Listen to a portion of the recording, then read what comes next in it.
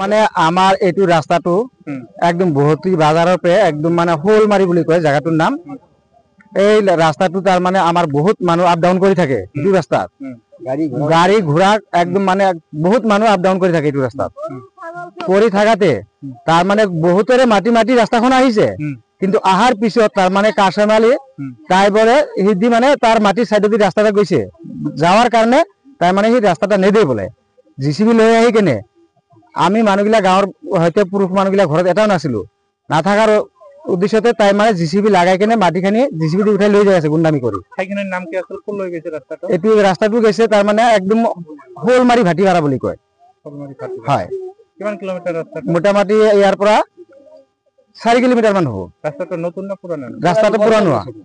কি দাবী জনাব চৰকাৰক? তাৰ মানে চৰকাৰৰ ওচৰত আমি দাবী এটাই জনাব খুজি আছো, এই ৰাস্তাটো নহলে আমাৰ ইফালে মোটামুটি 400-500 মান মানুহ আছে, সেই মানুহবিলাক কেনেকে যাব?